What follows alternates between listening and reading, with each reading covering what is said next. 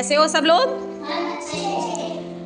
अच्छा, तो आपका आज पहली कविता है, बहुत ही प्यारी कविता है। कविता का नाम है सीखो। कविता का नाम है सीखो। अच्छा, ये बताओ सीखो का क्या मतलब है? सीखो मतलब जब हम कहीं पर भी हो, किसी भी परिस्थिति में होते हैं, चाहे हम घर पे हो, स्कूल में हो, कहीं बाहर हो, तो हम कुछ ना कुछ सीख रहे होते हैं। हर समय हर क्षण सीख रहे होते हैं ना। अभी भी हम क्या कर रहे हैं? सीख रहे हैं ना।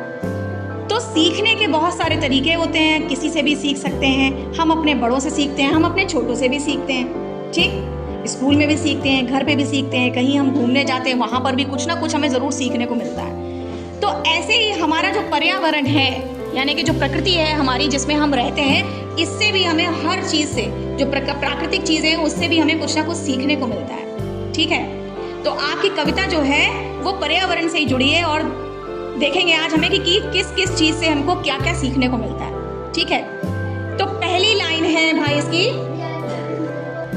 पहली लाइन है बच्चों, फूलों से नित हंसना सीखो, भौरों से नित गाना। आप फूलों से नित हंसना सीखो। आप कोई भी फूल देखते हो जब, तो वो कैसा लगता है? देखो इस फूल को देख के कैसा लग रहा है? बिल्कुल ऐसा लग रहा है जैसे कि हंस रहा है? लग रहा है ना। आप एक फूलों से भरी बगिया में चले जाओ, खूब सारे फूल ही फूल हो, तो आपका मन अपने आप प्रसन्न हो जाएगा, हंसने लगोगे, अपने आप एक मुस्कुराहट आ जाएगी चेहरे पे। अच्छा लगता है ना फूलों को देख के। तो फूलों से नित हंसना सीखो। जैसे फूल हमें लगते हैं कि देख के मतलब बहुत अच्छे लगते हैं, तो ये हमेशा ऐसा लगता है खिले हुए हैं और मुस्कुरा रहे हैं। तो इसी की तरह हमें भी हमेशा मुस्कुराते रहना चाहिए, कभी भी दुखी नहीं रहना चाहिए। और भौरों से नित गाना। आपने कभी भौरों को देखा है फूलों के पास? जब निकलते हैं भौरे तो क्या करते हैं? ऐसे करते हैं ना। तो भौरे क्या कर रहे होते हैं? निरंतर एक गान, एक आवाज कर रहे होते हैं, है ना। उनसे हमें हमेशा गुनगुनाना, हमेशा गाते रहने का एक सीख मिलती है? अगली लाइन क्या है? तरु की झुकी डालियों से नित सीखो शीश झुकाना। तरु माने वृक्ष यानी कि पेड़। तरु माने क्या होता है? पेड़। ये पर्यायवाची है। तो तरु की झुकी डालियों से, जब किसी भी पेड़ की डालियों में फूल और फल लगते हैं तो वो झुक जाती हैं, झुक जाती हैं, भारी हो जाती हैं, झुक जाती हैं। तो हमें उन डालियों से क्या सीखना है?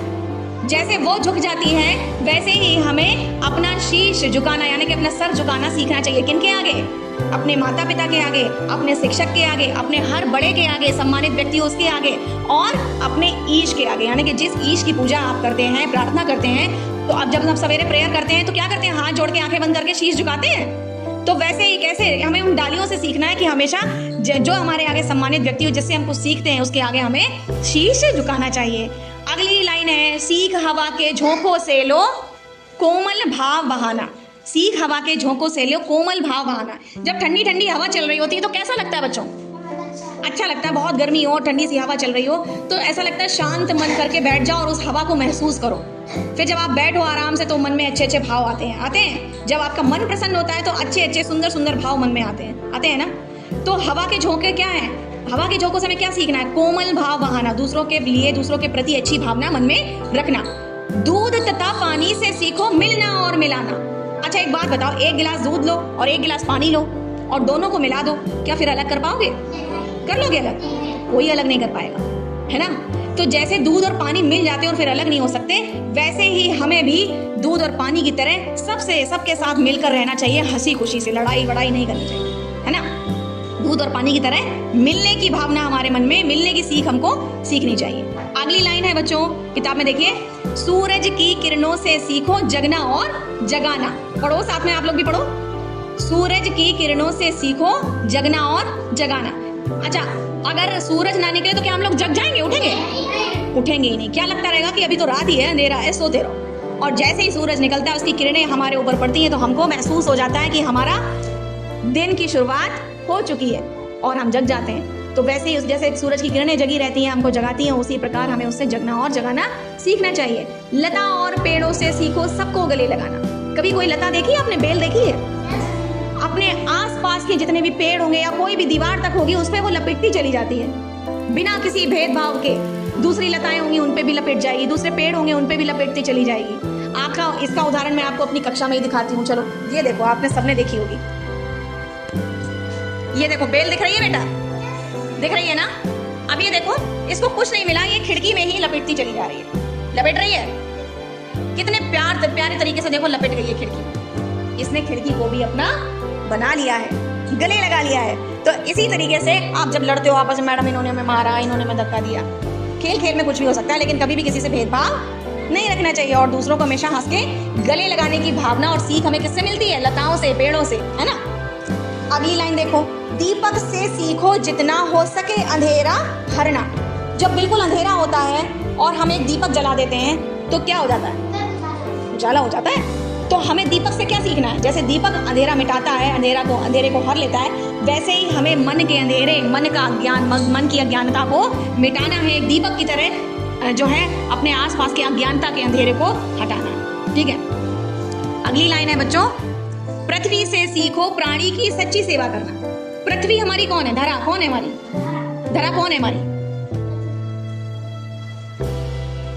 कौन है? माँ। माँ समान है। क्यों है?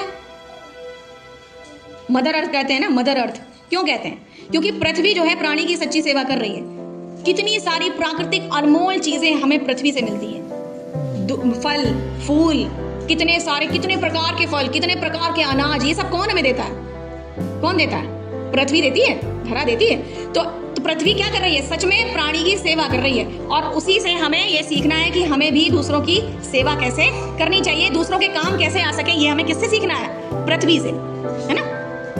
अगली सुंदर सी लाइन है, जलधारा से सीखो आगे जीवन पथ में बढ़ना। नदी देखिए बच्चों, नदी में क्या होता है? अरे सबसे पहले क्या होता है? मगरमच्छ कहाँ से आएगा अगर उसमें पानी नहीं होगा? तो भाई मगरमच्छ और कछुआ तो आएगा तब जब पानी होगा। तो नदी में क्या होता है? पानी। नदियों में क्या होता है? और पानी निरंतर क्या होता रहता है? बहता रहता है। कभी देखा है नदी में पानी रुक गया? नहीं, बहता रहता, हमेशा निरंतर बहता रहता है। उसकी एक राह है और उस राह पर हमेशा आगे बढ़ता रहता है। तो हमें उस पानी से क्या सीखना है? निरंतर जीवन पथ में आगे बढ़ना, कभी भी रुकना नहीं है, हारना नहीं है। ये नहीं सोचना है कि हम इसको पार नहीं कर सकते, हम इसको इस मुसीबत से बाहर नहीं निकल सकते। हमेशा हमको क्या करना है? हमेशा आगे बढ़ते रहना। और ये सीख हमको किससे सीखनी है? किससे सीखनी है? पानी से। पानी से, जलधारा से सीखो जीवन पथ में आगे बढ़ना। हमेशा पानी की तरह हमेशा हमें आगे बढ़ना, पीछे नहीं जाना। ठीक। और धुएं से सीखो हरदम ऊंचे ही पर चढ़ना। और धुएं से सीखो हरदम ऊंचे ही पर चढ़ना। धुआं, जब कोई चीज जलती है तो धुआं होता है, उसमें से धुआं होता है, वो हमेशा कहाँ जाता है धुआं? कभी ऐसा देखा है कि धुआं इधर उधर हो जाए? चलो एक प्रैक्टिकल करके देखें। अच्छा, ये देखो बच्चों, धुआं उठ रहा है, ये देखो धुआं उठ रहा है ना। ये धुआं कहाँ जा रहा है?